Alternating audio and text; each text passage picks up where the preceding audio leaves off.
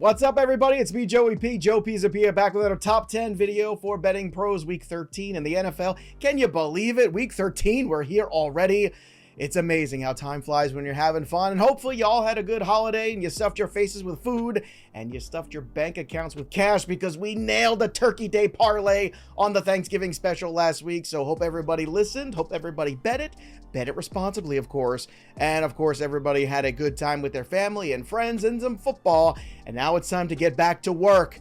In Week 13, we've got a shorter slate of games, but it doesn't mean we're not going to attack it with all of that fervor that we always bring. And also, I want you to bring the comments below. Tell me what you are in on this week, because when you drop a comment and you subscribe to the Betting Pros channel, you could win a 1-year free premium upgrade to Betting Pros, the best betting tools on the planet to help you start betting smarter and not harder. So download the Betting Pros app, and if you want to win that Betting Pros upgrade, drop a comment, subscribe, and ring that bell till it goes ding, so you know every time a piece of content drops here on the channel. All right, boys and girls, it's time to get loose for Week 13 in the NFL. Let's kick things off for Week 13 with the Colts at Titans under 43 at -110 at Bet365. Now, Jonathan Taylor with a thumb injury may not play in this game, which means you pivot to Zach Moss. Now, that's been fine for the Colts offense in the past, but when you're talking about going against a very stout Titans run defense, you're going to put some more pressure on Gardner Minshew. And speaking of pressure, there's a lot of pressure on the Tennessee Titans to start winning some games and looking better. Now, last week, Derrick Henry certainly looked better, but they are taking on a Colts team now in a division matchup that is going to be probably a rock fight when all is said and done. So I like the under in this game. Gardner Minshew can win you games, but Gardner Minshew can also lose you games. And Will Levis so far has not been anything to write home about in terms of NFL quarterback play. So give me the under on the 43 at -110, and we'll move on to more exciting games.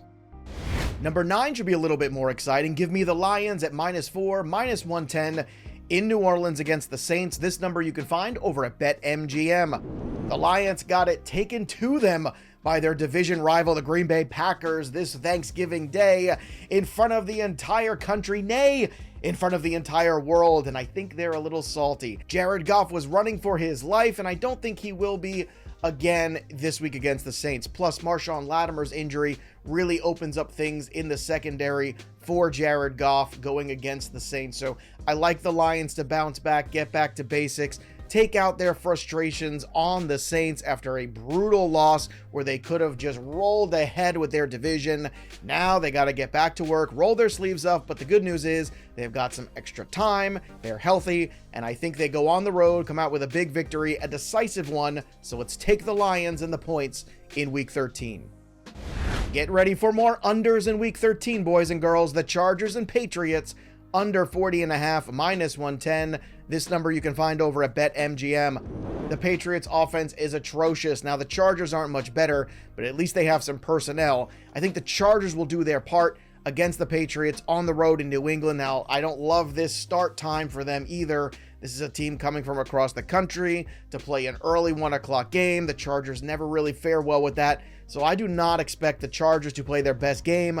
I do expect them to play good enough to beat the Patriots, but still, I think the number on this one is a little too big for me. So just go point me in the direction of the under in this game that I'll probably not want to watch, unless, of course, I'm a Patriots fan, which I am, and I am rooting for them to lose to get a higher draft pick. But personal pieces aside, this is business, and business says under 40.5 in this one. The Carolina Panthers may have fired their head coach, but it ain't gonna matter. Give me the Bucs at home against the Panthers.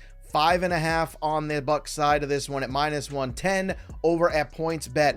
Mike Evans has been on a touchdown run the last few games. He is averaging a touchdown or more in his last 6 contests, and I think he and Baker Mayfield are going to hook up for another one in this game. But the Panthers can't get out of their own way, and now that Frank Reich is gone, not to mention Josh McCown, the quarterback coach, and Deuce Staley, the running back coach, it leads a lot to be questioned of what sort of coaching staff are they going to have left to go on the road against the Bucs and be competitive. Normally, I look for the head coach firing bounce.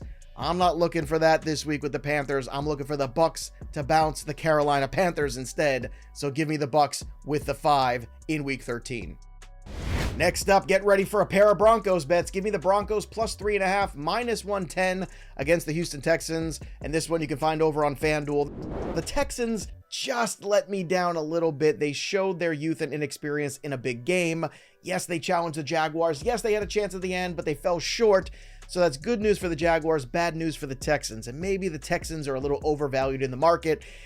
And maybe I'm a little to blame. I will take the L on this one. But I have to acknowledge that the Broncos have been very spunky since the bye. The defense have played much better. Russell Wilson looks much more confident. They are grinding out games, finding ways to win. And I think they cover this 3.5. Now, I don't know if they're going to win this game outright, but if they do, that brings us to our next bet.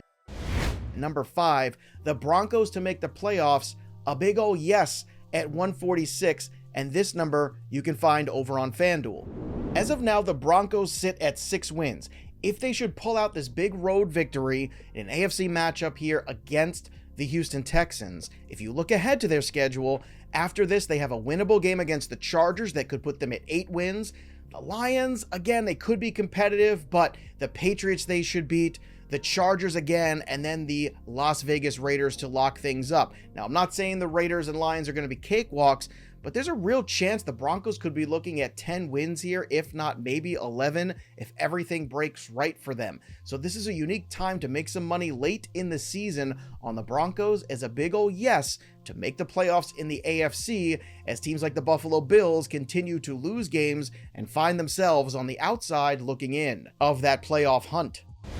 Coming in at number 4 this week, give me the Falcons minus 2.5, minus 115 in New York against the Jets. This one you can find over at FanDuel. Now, look, I don't love Desmond Ridder on the road. We all know what the stats say.